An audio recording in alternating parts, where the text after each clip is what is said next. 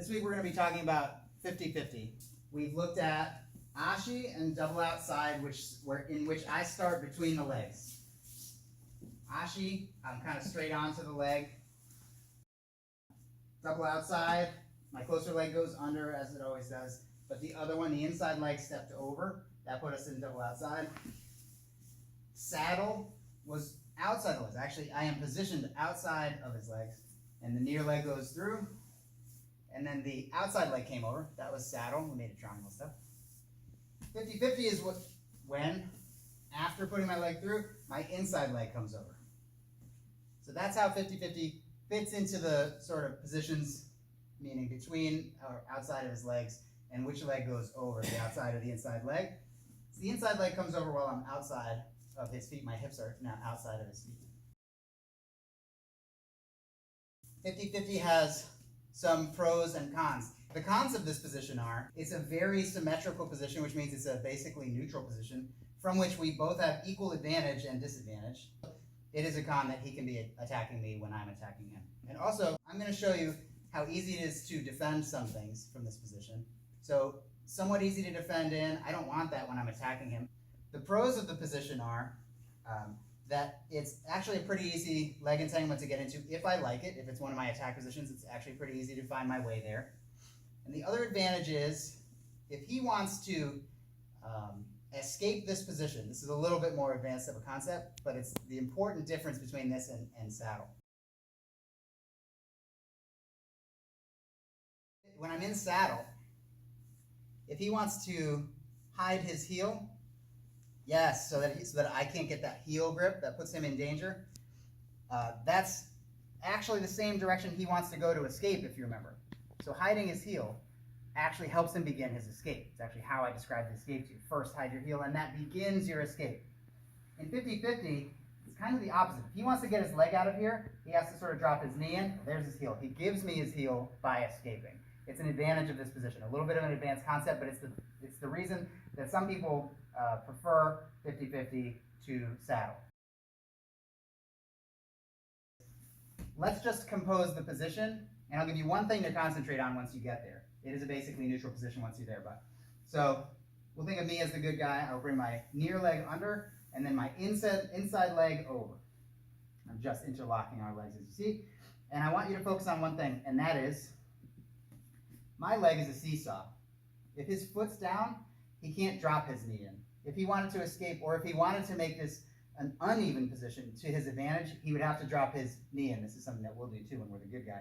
So go ahead, drop your knee in. Good. He cannot do that if I'm holding his foot down. So even just manually holding the person's foot down, I want you to see if this is true, that it's hard for him to escape the knee at this point. Yeah. When I push down, I'm just putting some weight through this hand on his foot. It's enough to keep us neutral, and you may sometimes want to be keeping the position neutral when the other person's trying to gain an advantage or escape by bringing their knee in. So let's start by composing the position and just playing with this seesaw idea.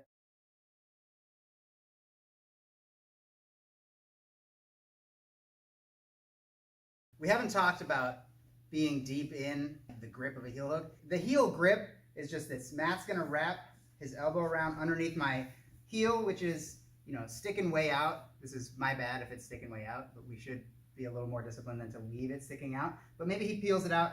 But anyway, the grip that he has now is the right kind of grip. He's going to turn this way. We're not going to do the submission today, but I want you to get into this kind of grip because I want you to feel it and be not unafraid of it. We should be afraid of this submission. This is a severely bad submission to get caught in. But I want you to know when you're caught and when you still have just like a little bit of time to work. This is late. No doubt this is late. But you actually, when I said before that this is a position where the escapes are a little bit easier, we're going to see why now in these next few little escapes. So I'm going to show you 3 ways to get out of the deepest trouble you can get into in 50-50. And then I'd also like to then move into how do we just get out of the position entirely. The first is a heel slip. Now, I should have, if I'm trying to survive, I should be pointing my toes and hiding my heel kind of anyway.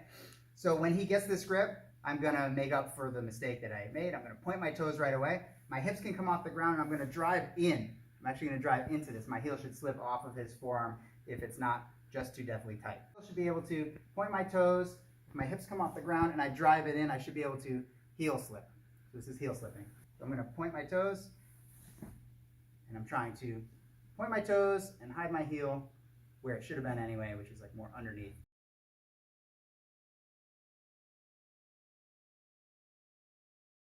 Another possible escape when he has this heel grip is that if I can create space, just like if I created space for my heel to go in, I was safe. I create that space. The same is true if I can create space for my toes to come out. So that's a toe slip. That's it right there. Use your other foot to help your toes come out. It takes away part of where he's getting his leverage, which is that my toes are trapped in his armpit. Toe slip will be push the shoulder, the head of the humerus right here, push that to get the toes out. And you really have to get back to defending your heel better if we're this deep in trouble. So from here, just push the head of the humerus right here with your other foot, and the toes windshield wipe out, and then you're trying to get everything safe off of his forearm again.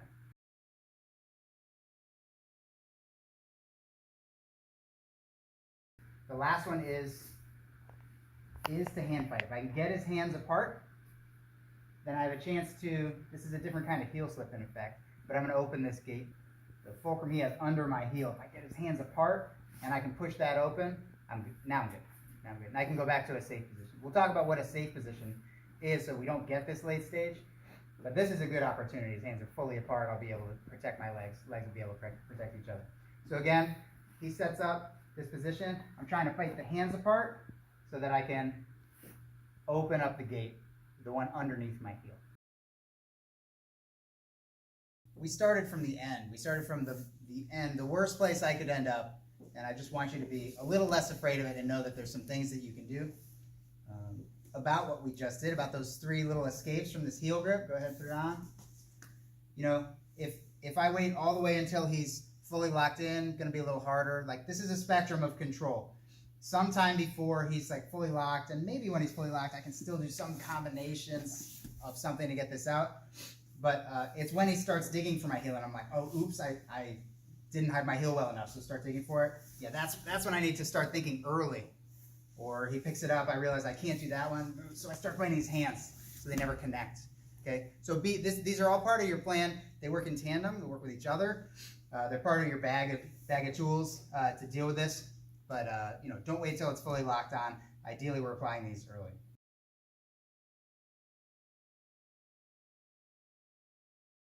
Where to be is a good question. How can I prevent the heel grip instead of escaping the heel grip? How can I prevent the heel grip? So one way is to point my toes all the time and hide my heel, right? So if this is hidden, it's hard to dig out. That may not be realistic in terms of me getting my offense going as well, though, to be totally not facing his legs. So I'm going to cross my feet. So when I cross my feet, I make it much harder. I'm crossing the outside leg over the inside leg, which is draped. And it becomes much harder for him to pick that out. I have the weight of the leg on my leg. I have all these toes that I can be fighting and wriggling in all these little ways. It's just hard for him to pull it out. What I don't want to do is a triangle like this. This is not as good. The danger of triangling your legs here instead of just crossing your ankles is that there's a toe hold here that a person can put together. So this is not safe dangling out on its own. This is not safe dangling out on its own. It's why we prefer crossing the feet instead. So yeah, when he does this, and straight legs are good, straight legs are also good. You can cross them and straighten them, because this is all becomes just very difficult. I can sort of wrap around this one, but with the other foot in there, I don't want 2 feet. This is good defense. Meanwhile, he can be working to improve his position, attack me, etc. Okay? So where to be? Right here.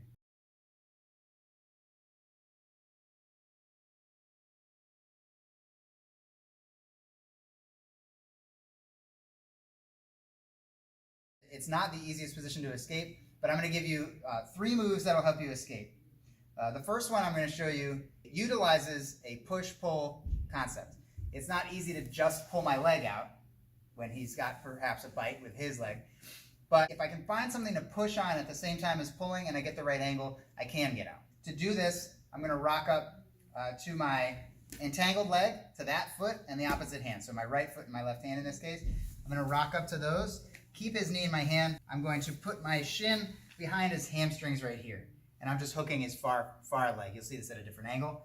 From here, I can sit and push. I'm pushing him now at the hips and pulling my leg out.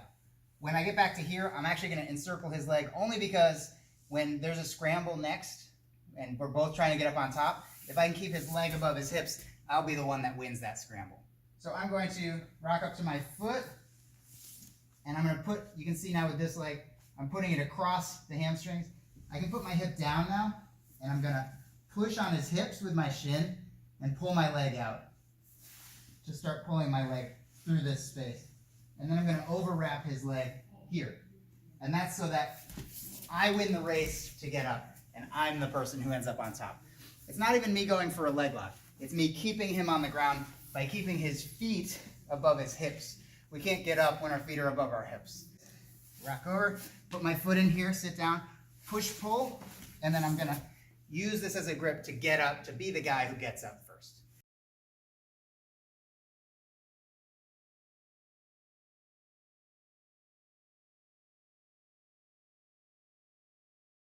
The second escape that I'm going to show you is also a little bit of a get up. So I'm going to go from where I am, I'm going to hold on to his knee, and I'm going to get up to my knee and my foot.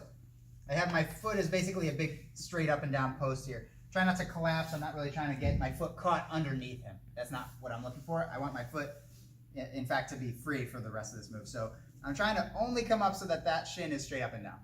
So I'm here, get to here. Then I'm crowding him a little bit. That should like knock him back to his back if he was on his elbow. From here, I'm gonna start turning around and actually showing him my back. So I'm gonna start turning around because what I'm trying to do is free my heel right here. I don't want it stuck under him, I want it free, because what I'm gonna do is back kick and turn around to here. Now I can pin his hips, sort of sprawl, and finish coming around to the top of side control. Hold on to the knee. Come forward onto my knee and a straight post here, and then I start turning around long enough only to free my heel and then kick across and end up on top in this kind of leg drag, they would call it, position, where I'm on top. I only need to basically sprawl to come behind. One other piece of this is what I do with my hand and his hand.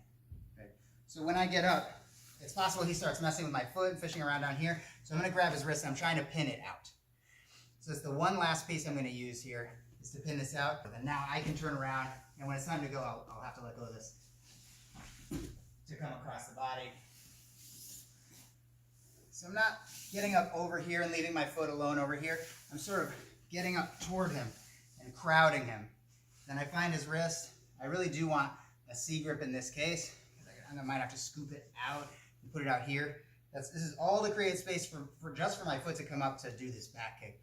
I start turning around, and when my heel can fit, it's a back kick. Now from on top, I'll sprawl, walk around, and I'm on top. Get up, toward him, crowd him. I want this hand where I know where it is while I turn around to kick this free and turn around here. I'll sprawl, get rid of that last leg, and come to the top position. So one troubleshooting thing on this back kick type escape, when I get up, I'm getting up toward him. That gives me a straight up and down post and keeps weight on my foot, so it's harder for him to start getting something going. Of course, I'm right away dealing with his hand as well. Okay, but in order to free my heel to do the back kick, it doesn't get easier if I take my up and down pillar here and I collapse it. It doesn't actually get easier to get my heel up. It gets harder. His body's on my heel now. It gets a little harder. So instead, try to keep this straight up and down as you turn around. It's actually, there's a nice little space for my heel to come out, as opposed to if the post starts to come down, it's actually more under him now. It's just under his belly. So that doesn't help me. Keep it straight up and down as you turn around. And there will be this space to do what you need to get your heel out.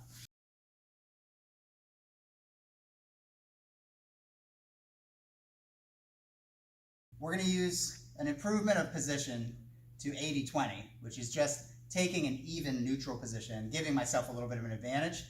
And that happens when I drop my knee inside. So I can't just uncross my feet and drop my knee inside because my foot starts to be in danger. That's not the perfect way to do this. What we're going to do is we're going to try and keep our feet crossed like his feet are crossed. I'm keeping my feet crossed, and we're going to drop the knee in without opening the legs.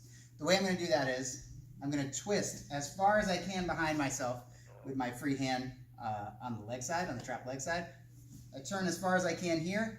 I create a frame against his knee here, and I'm going to turn my hips around his leg and slide down toward him. I'm not just sliding away from him, like away from your view on camera. I'm backing myself toward him. And now with my legs triangle, it is actually okay, because this foot is protected in the triangle and the other foot's behind his back. So this is 80-20.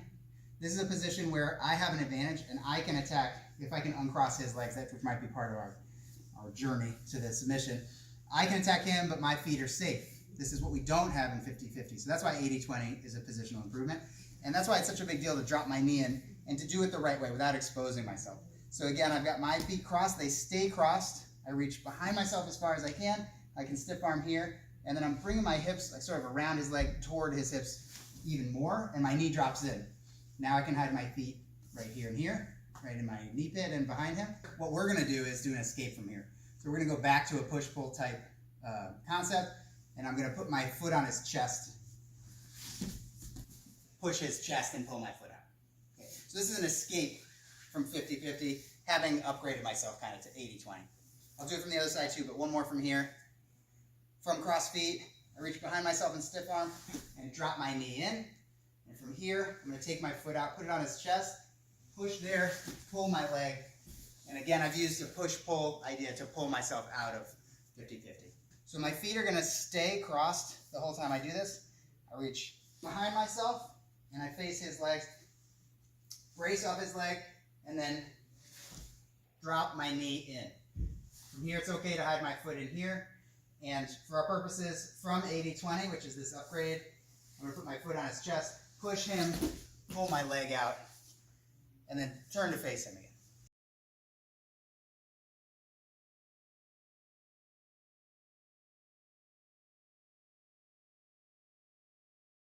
So we went from 50-50 to 80-20, and now I'd like to talk about how to go to 90-10, which is an even bigger advantage for me.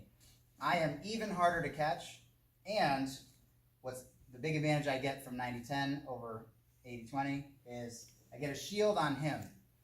And if you remember the first thing that we did from this position when we were escaping late stage heel grips and stuff, was that it actually wasn't that hard because I could reach with my hands, reach with my feet. If I had a really good shield on him, it would actually become harder to defend. So that's good for me that it's harder to defend for him, and it's good for me that I can attack and my feet are still safe. So let's talk about how to do it. I'm going to drop in the way we've been doing to 80-20 first. So I'm going to twist as far as I can, brace on this knee, and drop my hips in. And I'm not only rotating around his leg, I want to make this really clear, especially if I'm going to be an attacker. I'm rotating around his leg and toward him. So it's not just this, where I barely have his knee anymore. It is this, where I've gotten closer to him. My hips are even closer. So there's 10 inches of Greg's leg sticking out here.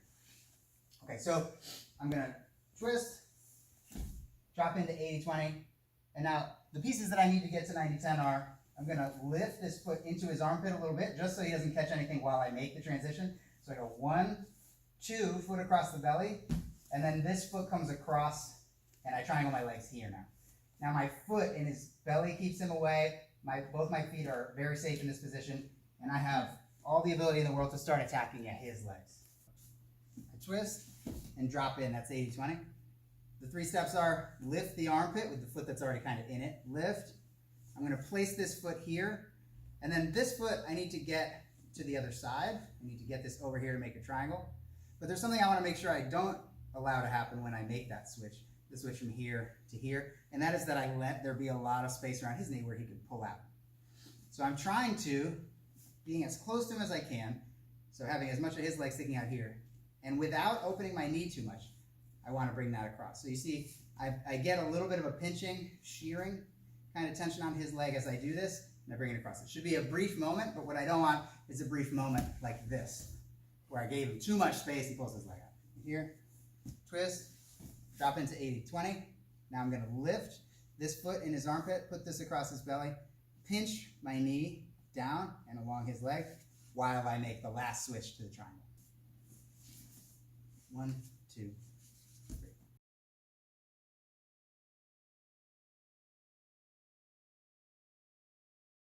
That sort of bypasses 80-20.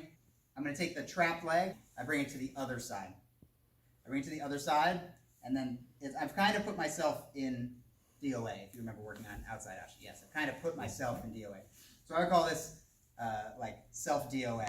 It's a self-DOA. I put myself in DOA, and then I put the other one across his chest, and I use this one as a pushing force to then pull this knee down. Now my foot's in place, and I can just triangle. Okay. So this one bypasses 80-20 if you get the opportunity. It's just to put myself in DOA, then put my other leg across his chest. This one's hard to attack when it's up here. I push with this one, drop this in, and then triangle. It's a pretty simple two-step way to get to the same place.